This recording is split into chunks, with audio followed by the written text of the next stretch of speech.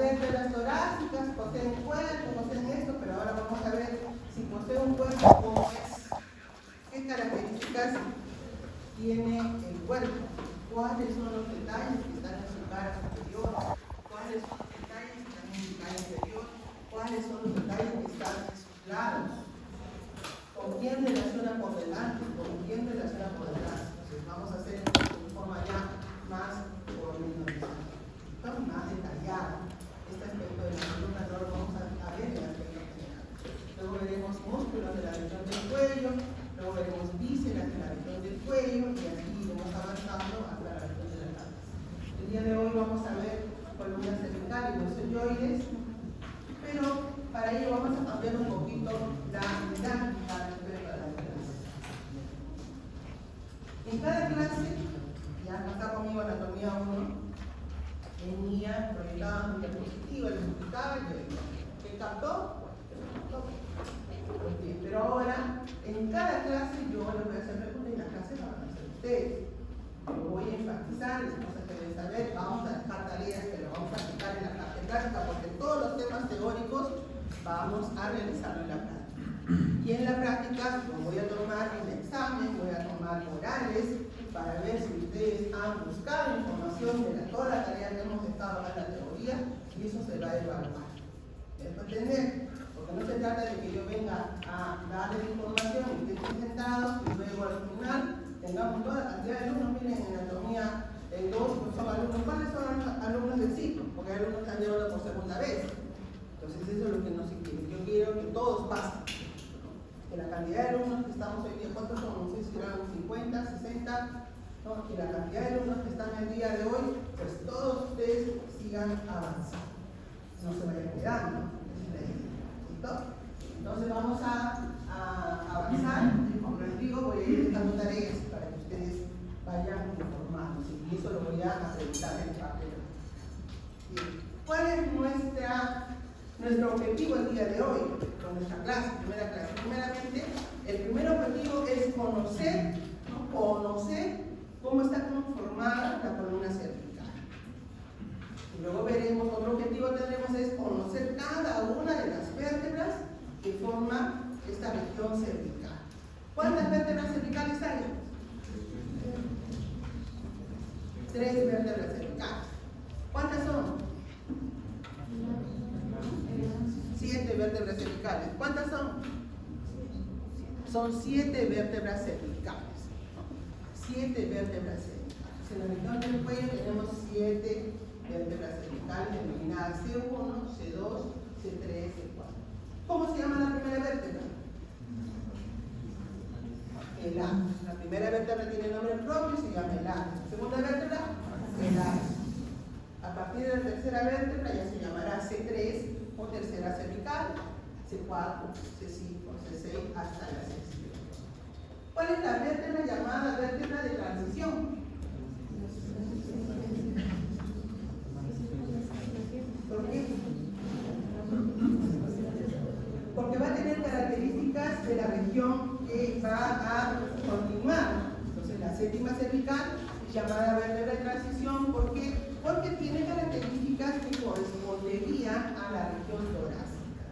La primera vértebra torácica también es una vértebra de transición, porque tendrá características que corresponderían hacia la región cervical. Entonces las vértebras que están en el límite de las regiones van a ser denominadas como vértebras de transición. Y las características serán un poco diferentes a la región a la que pertenece. Por ejemplo, si estamos hablando de C7, esta va a tener características que le corresponden a las vértebras cervicales y también algunas que corresponden a la región que continúa. ¿Listo? Vamos a empezar. Región cervical. La columna. La columna es una estructura ósea formada por la superposición de las llamadas vértebras. Las vértebras son estructuras óseas que se superponen o se articulan unas con otras para formar esta estructura llamada columna vertebral. Está formada por algo de 33 o 34 vértebras que se unen unas con otras mediante una estructura cartilaginosa llamado el anillo, ¿no? Vertebral o disco intervertebral. Va a tener regiones. ¿Cuántas regiones tiene la columna? Arriba, la que vamos a estudiar será la región cervical. Luego tenemos la región torácica, la región lumbar y la región sacro-cóccix. ¿Cuántas vértebras corresponden a la región cervical? Ya me he dicho, ¿cuántas son? 7 vértebras. ¿Cuántas vértebras están relacionadas a la región torácica? 12 vértebras. Esto lo hemos visto en la anatomía 1. ¿Cuántas vértebras corresponden a la región lumbar? 5 vértebras. ¿Cuántas vértebras corresponden a la región sacra? 5 vértebras sacras. Y en relación al coxis pueden ser entre 4 o 5 pequeñas vértebras cóccixas. Bien, ahora la columna cervical, que ya la hemos estudiado en la anatomía 1, va a tener ciertas curvaturas. En la región cervical, la primera curvatura, en la parte superior, va a ser cóncavo hacia la parte posterior y convexo hacia adentro. Las vértebras de la región cervical van a ser más pequeñas comparadas con el resto de la columna. Bien. Ahora, cada una de las vértebras va a tener características llamadas que son generales. Eso quiere decir que las vértebras entre sí van a tener características similares, son vértebras generales, son características generales. Van a tener características regionales que corresponden a la característica que tiene la vértebra que la ubica en una determinada región. Por ejemplo, si yo tengo algo de 100 vértebras y le digo a usted, escoja usted una vértebra cervical, usted mirará y dirá, esta es, profesora, la vértebra cervical. Y le preguntaré, ¿y cómo sabe usted que es vértebra cervical? ¿Qué le ha llamado la atención a usted para saber que esta vértebra corresponde a la región cervical? Y me dirán, pues tal. Entonces, las características de las vértebras pueden ser generales, que son comunes a todas las vértebras, y decir, por ejemplo, todas poseen un agujero, ¿cierto? Todas poseen un agujero vertebral y eso corresponderá a una característica general, porque todas las vértebras tienen agujero vertebral. Si yo le aumento otra característica a ese agujero y digo, el agujero vertebral de las vértebras lumbares es triangular, entonces ya estoy haciendo que esta característica general se convierta en una característica regional, porque si bien es cierto, todas poseen agujero, pero al decir yo cómo es ese agujero, hago que esta característica general sea regional. ¿Me dejo entender? ¿Listo? Y habrá algunas características propias o individuales que tendrán las vértebras, como por ejemplo el atlas. Hay características que tiene el atlas, por ejemplo, no posee cuerpo vertebral, y es una característica del atlas que las hace diferente a las demás vértebras. ¿Listo? Bien. Entonces ahí tenemos las características comunes: cuerpos, agujeros, apófisis. Características del cuerpo, ¿para qué sirve el cuerpo? Se lo van a estudiar, lo voy a preguntar en la parte práctica. ¿Cuál es la función que tiene el cuerpo? ¿Para qué sirve? Características del agujero vertebral, ¿cómo es el agujero vertebral? ¿Y qué transcurre por el interior del agujero vertebral? ¿Cómo es la apófisis espinosa? ¿Para qué sirve la apófisis espinosa? ¿Para qué sirve la apófisis transversa y sus apófisis articulares? ¿Listo? Entonces ahora vamos a empezar con la columna vertebral.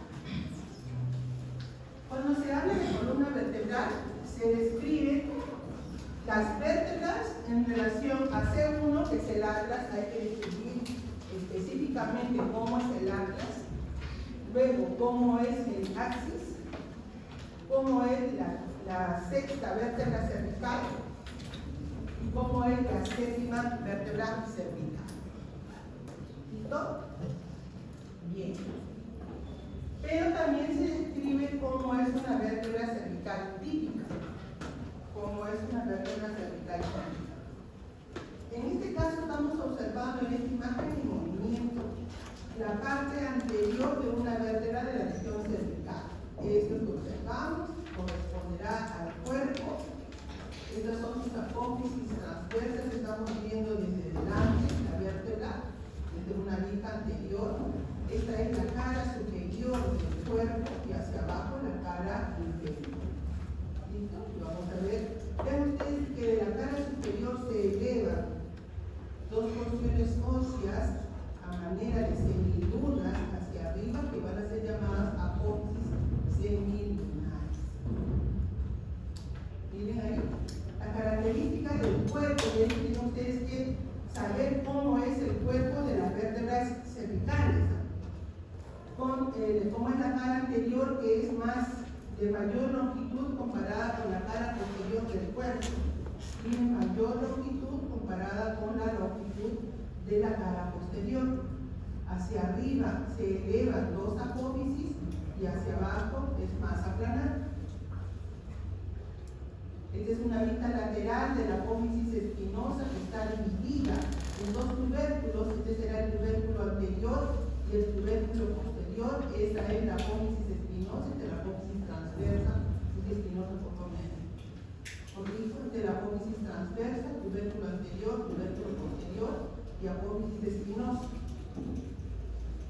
La apófisis espinosa está bifurcada en dos tubérculos laterales. Esta es la canilla o las apófisis articulares superiores que son aplanadas y las apófisis articulares inferiores. Y esa es una vértebra cervical típica. Típica a partir de C3, C4 y C5. C6 va a tener ciertas particularidades y C7 también. Entonces empecemos con las características propias de las vértebras cervicales. Tienen un cuerpo vertebral que tiene forma cuadrilátera, que el diámetro transverso predomina sobre su diámetro antero-posterior, tiene una cara anterior, una cara posterior y dos caras laterales, una cara superior y una cara inferior. Si tiene la forma cuadrilátera o de cubo, va a tener 6 caras: anterior, posterior, laterales, superior e inferior. Y ustedes van a buscar o van a leer en su libro cuáles son los detalles que corresponden a la cara anterior, la cara posterior, las caras laterales. En la cara superior, a los lados se elevan dos porciones óseas llamadas las apófisis semilunares. Estas son dos pequeñas apófisis. Esta es una característica específica y propia de las vértebras cervicales. Eso quiere decir que estas apófisis semilunares no las vamos a encontrar en las vértebras torácicas, menos en las lumbares. Solo existen en las vértebras cervicales. Dos pequeños ganchitos, también se llaman ganchos, dos apófisis en forma de gancho o apófisis semilunares. ¿Listo? Otra característica de las vértebras cervicales es que su apófisis transversa va a estar dividida en dos tubérculos, uno anterior y otro tubérculo posterior. Tubérculo anterior y tubérculo posterior. ¿Por qué lo tienen que saber? Tubérculo anterior y tubérculo posterior, porque el tubérculo anterior va a prestar inserción a músculos de la región del cuello. Hay músculos que se insertan en los tubérculos anteriores de las apófisis transversas cervicales. Ya hay que saber que tiene el tubérculo anterior y tiene el tubérculo posterior. Se insertan en las apófisis o en el tubérculo posterior de la apófisis transversa de las vértebras cervicales, como los músculos espinales, los músculos transversos, van a insertar en esas apófisis. ¿Listo? Entonces debemos saber que las apófisis transversas de las vértebras cervicales están divididas en dos tubérculos, uno anterior y otro posterior. En la base de esta apófisis, esto sería su base, se encontraría un agujero llamado el agujero transverso. Todas las apófisis transversas poseen en sus bases un agujero llamado el agujero transverso. ¿Para qué sirve y qué se conduce a través de ese agujero? Tienen tarea. Lo voy a preguntar en la parte práctica. ¿Qué ingresa o qué pasa o cuál es el contenido de los agujeros transversos? Esto lo voy a preguntar en la parte práctica. Bien, entonces ya tenemos los apófisis transversas, hemos visto cómo es el cuerpo, hemos visto que la cara anterior tiene mayor longitud que la cara posterior y está más dirigido hacia adelante y hacia atrás más pequeño, adelante más largo y hacia atrás más pequeñito. Las apófisis articulares son dos, una superior y otra inferior, aplanadas ligeramente hacia atrás. Las apófisis superiores están orientadas hacia atrás, están ocupando el mismo lugar hacia arriba y hacia abajo, están una sobre otra. Hay algunas apófisis en otras vértebras que no son en el mismo lugar. Las apófisis superiores están mirando hacia arriba y hacia atrás, y las que están por debajo miran algo hacia adelante. Luego tenemos las láminas. Las láminas son más largas y anchas y se superponen unas con otras a manera de pequeñas tejas. Las láminas van superponiéndose una con otra como si fuera un tejado. El agujero vertebral tiene una forma triangular, cuya base del agujero corresponde a la cara posterior del cuerpo de la vértebra. Otra vez digo, el agujero vertebral tiene forma triangular, cuya base del agujero, la base, corresponde a la cara posterior del cuerpo de la vértebra. Y el vértice de este triángulo correspondería a la unión en la formación de la apófisis espinosa. ¿Listo? Bien, es grande el agujero triangular. La apófisis espinosa está orientada hacia atrás y está bifurcada en dos tubérculos laterales. Dos tubérculos, es pequeña, es cortita y está dividida. Estas son las características comunes que tienen las vértebras cervicales. Entonces, cuando yo digo, ustedes están en el examen y me cojo una vértebra cervical típica, tienen que ubicar más o menos esa vértebra. Si es típica, debe ser C3, C4, C5 o C6, pues inclusive. No van a coger una vértebra del Atlas, por ejemplo, no es típica. El Atlas es específica. Tampoco van a coger el máximo, que también es específico. Una vértebra típica va desde C3 hasta C6. Y ustedes van a decir, ¿por qué es típica? Ah, profesora, porque tiene la apófisis espinosa pequeñita y dividida, que es característica de todas las cervicales en forma típica. ¿Por qué? Porque tiene los agujeros transversos. Esos apófisis transversos, y está dividido en dos tubérculos anteriores y posteriores. ¿Me puedo entender, no?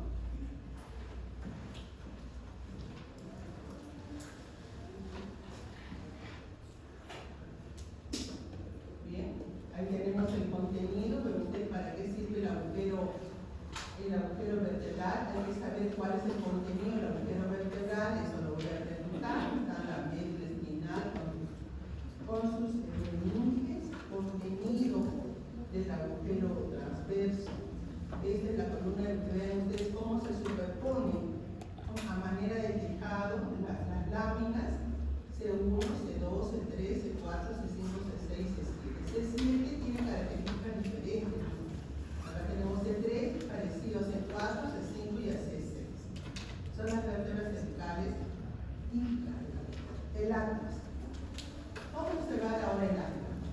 El Atlas es la primera vértebra cervical. Y esta vértebra tiene características individuales que la hace específica en una región. Como por ejemplo, no posee cuerpo vertebral. Esta vértebra que es una vista superior y esta es una vista inferior. Es una vértebra que no posee cuerpo vertebral. En su proceso de formación, esta vértebra no ha desarrollado el cuerpo vertebral, pero sí ha desarrollado en la parte anterior un arco llamado el arco anterior. El arco anterior, del cual de su cara anterior de este arco emerge una porción ósea llamado el tubérculo anterior. Posee un arco anterior y hacia atrás será el arco posterior. Arco anterior y un arco posterior. Y hacia los lados tiene dos porciones óseas que tienen la semejanza a un cubo y que va a ser llamada como las masas laterales. Tenemos las masas laterales, del cual sale hacia adelante el arco anterior, hacia atrás el arco posterior y hacia los lados sus apófisis transversas. Entonces, en pleno centro, las dos masas laterales, hacia adelante el arco que se une con el otro lado, el arco anterior, hacia atrás el arco posterior y hacia los lados sus apófisis transversas. ¿Listo? ¿Qué vamos a encontrar en el arco anterior? En el arco anterior, en la cara o superficie anterior, está este tubérculo anterior. Y en la parte posterior de este arco hay una carilla articular. Hacia adelante un tubérculo y hacia atrás una carilla. Esta carilla articular corresponde a la articulación con la segunda vértebra, llamada el axis. ¿Qué vamos a encontrar en el arco posterior? Encontraremos en su superficie posterior el llamado tubérculo posterior. Hay un tubérculo anterior, habrá un tubérculo posterior. Esta prolongación ósea es pequeña y sobresale desde el arco posterior y dentro del proceso de desarrollo de esta vértebra diríamos que debería corresponder a su apófisis espinosa que ha quedado pequeña. ¿Listo? Entonces, ¿qué cosa hay en el arco posterior? El llamado tubérculo posterior que mira hacia atrás. En los laterales del arco posterior, en los laterales, se observa un declive, un pequeño canal o surco para que pase la arteria vertebral. Entonces, en los lados de este arco correspondería, más o menos una vista inferior, por acá no se observa, pero en esos laterales correspondería un pequeño canal para el paso de la arteria vertebral. Vamos a hablar de las masas laterales. Las masas laterales tienen forma de un cubo. Tiene hacia arriba, hacia arriba va a tener una superficie cóncava que tiene la forma de una huella de zapato, llamada la cavidad glenoidea o la fosa glenoidea. Esta fosita o esta carilla articular recibe en su articulación al hueso occipital, al llamado cóndilo del occipital, es decir, el hueso occipital que forma parte del cráneo. En la parte inferior tiene dos superficies redondeadas que van a articular con esta cavidad que tiene así excavada, articularían en esta zona para formar la articulación occipito-acloidea. Formarán la articulación occipito-acloidea. Esta es la articulación que sostiene la cabeza, porque es que la cabeza está unida al cuerpo mediante la articulación occipito-acloidea. Es la que permite sostener la cabeza. ¿Listo? Entonces, en las masas laterales, en su cara superior, hay una carilla articular cóncava, cavidad glenoidea, que recibe al cóndilo del occipital para formar la articulación occipito-acloidea. proyecto. ¿Qué hay en la cara inferior? Esto es superior y esto es inferior. Una carilla articular también, pero esta carilla ya no es tan cóncava como la que está arriba. Es más aplanada y ovalada, que va a corresponder al axis para formar la articulación acloido-axoidea. Para formar la articulación entre el atlas y el axis. ¿Listo? Entonces tenemos superior e inferior. Cara anterior.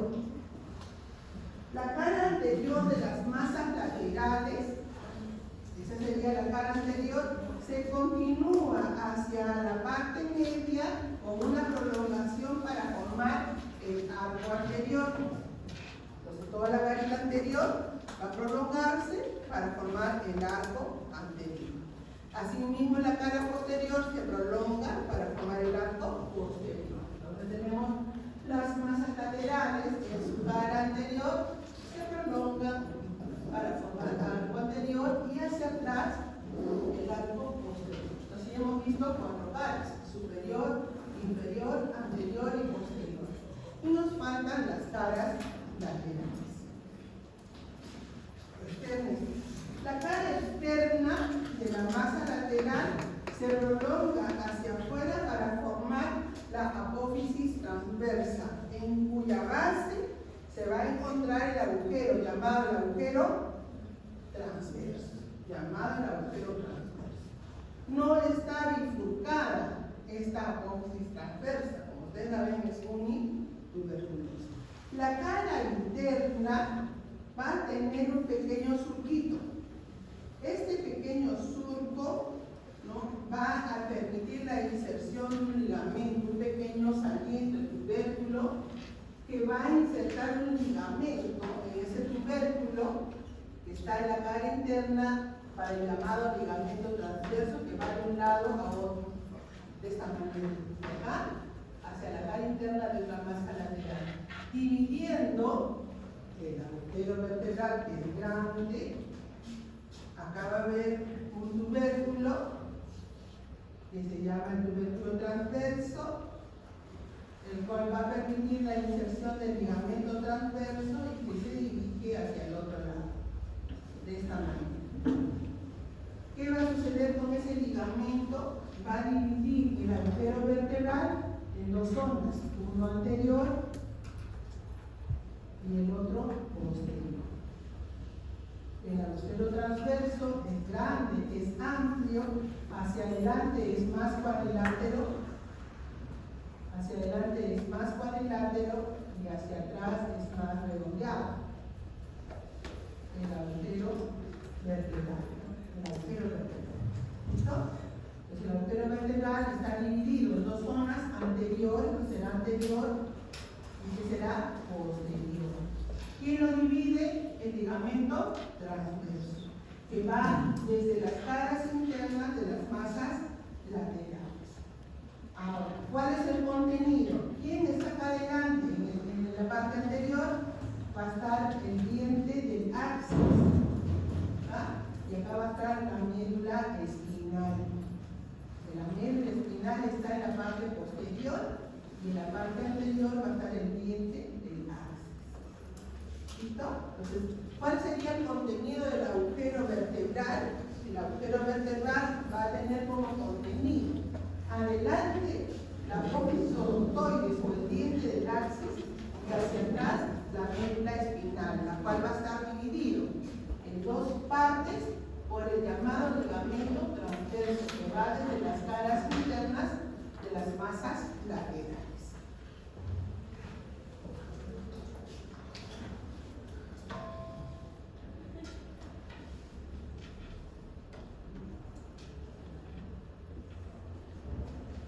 Y ahí lo tienen al llamado ligamento, y lo tenía ahí. Ese es el diente y hacia atrás la médula espinal. Miren ustedes la ubicación del diente del axis. Este es el axis, este es el ligamento transverso. Adelante y hacia atrás estaría la médula espinal. Este es el ligamento transverso. Este es la apófisis odontoides con diente del axis. ¿Qué articulaciones e inserciones musculares tiene de tarea Eso para la parte práctica. Ahora, esta vértebra, como ustedes han visto, es diferente de las vértebras típicas.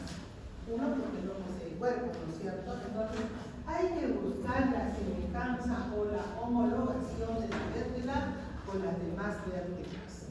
Sabemos que las demás vértebras poseen cuerpo, poseen apófisis espinosa, poseen láminas, poseen pedículos. Entonces, ahora, en esta vértebra que es diferente, ¿cuál sería la semejanza? ¿Qué tiene esta vértebra que es semejante con esos detalles de las demás vértebras? Entonces, ¿qué sería el cuerpo de la vértebra? El cuerpo de la vértebra va a corresponder a la apófisis odontoides que tiene el axis. Entonces, ¿dónde estaría el cuerpo de esta vértebra, que es el atra? ¿Dónde va a estar? Si no la posee, esta ha quedado rezagada hacia la apófisis odontoides que tiene el axis. ¿Cuál sería la otra semejanza? El agujero vertebral. El agujero vertebral, a diferencia de los demás agujeros, va a estar dividido. Ya sabemos cómo se divide, por el llamado ligamento transverso. ¿Qué sería la apófisis espinosa que no posee el atlas? ¿Qué sería? Sería el tubérculo posterior. La apófisis espinosa correspondería al tubérculo posterior. Bueno, y las apófisis articulares estarían en relación a las cavidades glenoideas que tiene la cara superior de las masas laterales y al inferior de carillas articulares. ¿Qué serían las láminas de la vértebra? Serían los arcos, ¿no? La parte más llegada a la línea media de los arcos. ¿Y qué serían los pedículos? Serían este canal que tiene para el paso de la arteria vertebral. Esta es la homologación o semejanza que tiene la vértebra con los detalles anatómicos que tiene una vértebra cervical típica. ¿No? Se suele preguntar, así que eso lo tienen que estudiar muy bien. Entonces, hasta ahí hemos estudiado solo atra. Vamos a ver ahora el axis. En el axis, ¿qué me llama la atención? Es una vista anterior y desde el cuerpo, porque sería el cuerpo, que son sus apófisis articulares, desde el cuerpo se eleva hacia arriba una porción ósea llamada el diente o apófisis odontoides de esta vértebra. Vamos a ver en vista lateral cómo se eleva hacia arriba esta apófisis odontoides que tiene hacia adelante una caída articular para el atlas y atrás también tiene una caída articular para la inserción del ligamento transverso. En esta parte posterior tiene, ven ustedes, una carilla, una porción para que pase el ligamento transverso y ahí también inserte el ligamento transverso. Ven ustedes que ya se forma una apófisis espinosa que ya es muy ancha, no es muy pequeña, pero ya está dividida. Tiene la formación de apófisis espinosa y las apófisis transversas que siempre poseen su agujero transverso. ¿Listo? Vamos a ver esta vértebra que posee un cuerpo, que tiene una cara anterior que mira hacia adelante, la cara posterior en relación al agujero de la vértebra. La cara superior se eleva hacia arriba para formar la apófisis odontoides, que tiene una porción adelgazada. Pero les voy a preguntar, describa la apófisis odontoides. ¿Cómo tiene que hacer? Primero ubicarla, donde se ubica, qué características tiene y con quién relaciona. ¿Listo? Describa la apófisis odontoides. ¿Dónde estaría ubicada? ¿En qué parte de la vértebra? Primeramente en la segunda vértebra, ¿no? Es una característica que le corresponde al axis. Y se ubica, ¿no?, en el cuerpo de la vértebra. De la cara superior se desprende o se eleva esta parte ósea que va a tener una base que se une al cuerpo y se adelgaza formando el cuello del diente. Luego va a tener una parte ensanchada llamada el cuerpo y hacia arriba el vértice. Entonces, ¿cómo se describe? Esta apófisis odontoides está ubicado en el cuerpo de la vértebra, la segunda vértebra, que se eleva desde su cara superior, formando un cuello, formando un cuerpo y formando un vértice. Va a tener una cara anterior, esta es la cara posterior, una cara anterior en donde se ubica una canilla articular para la articulación con el arco anterior del atlas. Esta canilla articular que se forma, que ustedes observan aquí, va a articular con el arco anterior del atlas. En la cara posterior que estamos observando también hay una canilla articular para el pase del ligamento transverso. Ustedes observan en esta imagen, miren, la cara es una línea superior del diente, hacia adelante la canilla articular para el arco anterior del atlas y hacia atrás la canilla articular para el ligamento transverso. ¿Listo? Entonces acá estamos observando. Hacia adelante la canilla articular para el arco del atlas y hacia atrás para el ligamento transverso. ¿Listo? Aquí tiene la base, el cuello, el cuerpo y el brazo central, lo que es el corazón. ¿Qué más tiene? Hacia los lados posee las canillas apófisis articulares superior e inferior. El agujero, ¿cómo es el agujero vertebral en el axis? Tiene forma acorazonada, no es exactamente triangular, no es amplio ni redondo como lo tenía el atlas, ahora tiene la forma más o menos de corazón. ¿Qué más tenemos? La apófisis transversa posee los agujeros transversos y no está bifurcada, está ligeramente bifurcada. Y la apófisis espinosa se forma hacia atrás, amplia, ancha y ya tiene una bifurcación y en la parte inferior se forma un canal. Hay que saber qué articulaciones, eso deja de tarea, qué articulaciones forma el axis. Deja de tarea. Vamos, sexta vértebra cervical. Habíamos dicho que las vértebras cervicales típicas pueden ser C3, C4, C5, C6, hasta C6. C6 la incluyen dentro de las vértebras típicas, pero vamos a ver de que hay solamente una diferencia en esta vértebra. ¿Cuál es la diferencia? Es que el tubérculo anterior de la apófisis transversa, que puede que esta cosa bifurcada, el tubérculo anterior es más sobresalido, es más voluminoso en esta vértebra esencial. Y va a ser llamado como tubérculo carotídeo.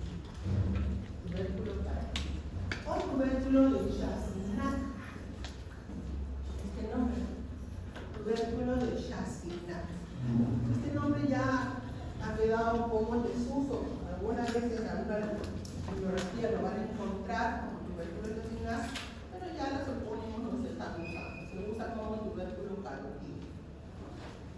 ¿Por qué? Porque ahí se va a palpar el latido de la carótida. Tiene relación con la carótida. El resto de características de la sexta cervical es similar a una vértebra cervical. Lo mismo. ¿Listo? Vamos a la séptima vértebra cervical. La séptima vértebra ya tiene características particulares. La hace diferente. Es llamada vértebra de transición, ya sabemos por qué se llama vértebra de transición, pero siempre posee características de las cervicales, como por ejemplo las apófisis semilunares. Esa es una característica de las cervicales, es decir, que solo los encontramos en las vértebras cervicales, ¿no? Pero la apófisis espinosa va a ser larga. Esta característica correspondería a las vértebras elásticas. ¿Listo? La apófisis espinosa se hace larga y se hace prominente y no está bifurcada, no está libre.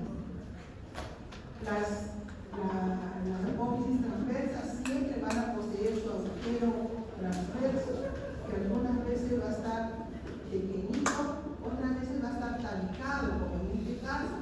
Vamos a ver cómo está talicado este agujero transverso. Entonces vamos a ver, ¿no?, de qué puede diferir, puede ser diferente. Entonces tenemos, esta es una vértebra cervical típica, esta es una séptima vértebra cervical, vean las diferencias que hay en sus apófisis espinosas, el tablero vertebral siempre tiene forma más o menos triangular. La apófisis transversa no está implicada en su eje anterior y posterior, pero sí posee el agujero transverso. ¿Listo? Si tenemos a la columna cervical, C1, C2, C3, 4, 5, 6 y 7 vértebras en conjunto. Hacia adelante va a ser convexo y hacia atrás es cóncavo. Miren ustedes la prominencia de la apófisis espinosa de la célula cervical en relación a las demás vértebras. Todas las demás vértebras están implicadas, tubérculos laterales, excepto asimismo lateralmente se van a formar canales en la conformación de sus apófisis, sus láminas de las apófisis, cuando van a insertar músculos que son pegaditos a la columna. Y columna cervical, ya hemos visto la columna. Y vamos a observar cómo se estudia la columna cervical. Se estudia desde una parte anterior. Se puede preguntar cuáles son los detalles que usted observa la columna cervical desde una vista anterior. Tenemos una vista anterior que estamos observando los cuerpos de las vértebras, las articulaciones, las apófisis transversas. ¿Cuáles son los detalles que usted observa en la columna cervical desde una vista posterior? Esta es la vista posterior, dos canales vertebrales llamados canales vertebrales, donde insertan músculos que son músculos vertebrales. Hay que observar. Si uno sabe el detalle que tiene cada una de las vértebras, pues van a ir ustedes detallando el conjunto cuando estas se superponen unas con otras.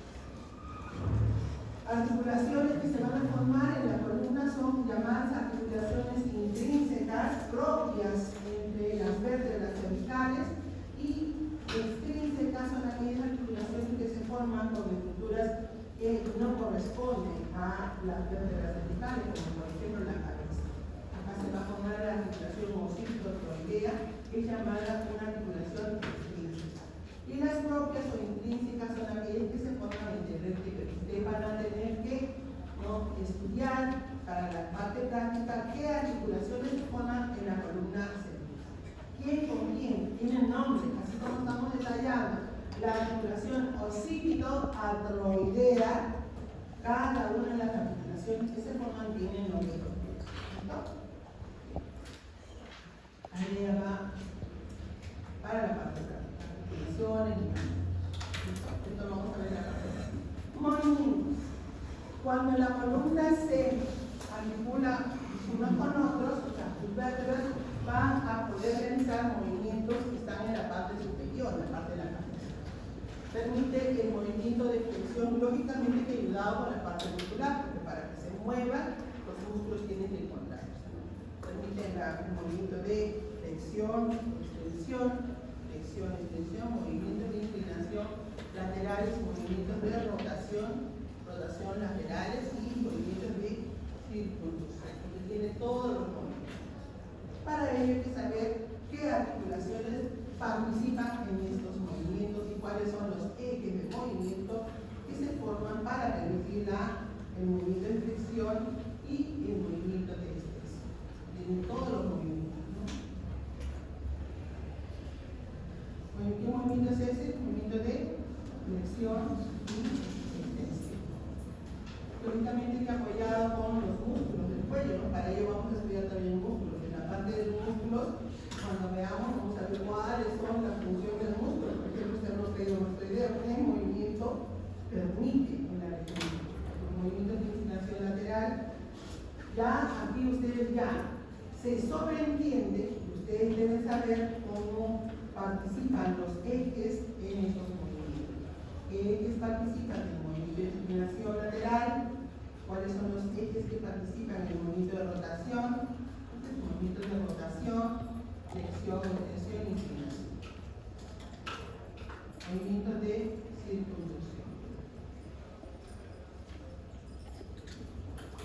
Hueso yoides, para terminar.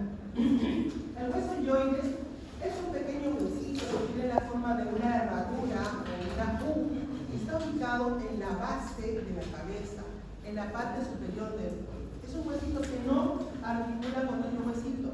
Está ubicado en esta región para servir de soporte, de estructura musculares ligamentosas y musculares de la región del pecho. Ubicado por encima del esternón y debajo de la nariz. Va a tener una parte central llamada el cuerpo y dos prolongaciones hacia atrás llamadas astas. Va a haber una asta pequeñita que llamada asta menor y una asta más larga llamada el asta menor. Las astas menores también llamadas estiloideas y las astas más grandes o posteriores llamadas astas anteriores. Entonces es una vista antero-superior, es el cuerpo, las prolongaciones llamadas astas, esta es una vista lateral, el cuerpo, hacia arriba las astas menores y hacia atrás las astas mayores teniendo la forma de una cuerda. Ahora, la parte anterior del cuerpo, vamos a ver que va a haber una prolongación en forma de cruz que va a dividir el cuerpo en dos superficies superiores y dos inferiores. Una pequeña línea en la parte central llamada la cresta y una cresta transversal que separa o divide el cuerpo en una región antero-superior y una región antero-inferior, en el cual permite la inserción de los llamados músculos hioideos. Si está en esta región anterior, pues ahí va a permitir la inserción de músculos que corresponden a la región hioidea. Por eso es que este huesito sirve de soporte a estos músculos. Todos los músculos que estén ubicados y se inserten en la parte inferior van a ser llamados músculos infrahioideos. Eso fue una de las preguntas, ¿no? Músculos infrahioideos. Y los que van hacia arriba serán llamados músculos suprahioideos. Entonces el hueso hioides tiene una ubicación, ¿no?, específica en la región del cuello y que servirá para el soporte de estos músculos llamados músculos hacia arriba suprahioideos y los llamados músculos infrahioideos. Las astas mayores van a tener superficie externa e interna en un vértice donde se van a insertar ligamentos de la región hioidea como el ligamento tiroideo, la parte posterior, músculos constrictores de la faringe también en su parte interna. Ahí lo tenemos al hueso hioides, que es la mandíbula, como pondría la cabeza, el hioides en la inserción hacia arriba de los llamados músculos suprahioideos. Supra, ¿por qué? Porque están por encima del hioides y van hacia la mandíbula.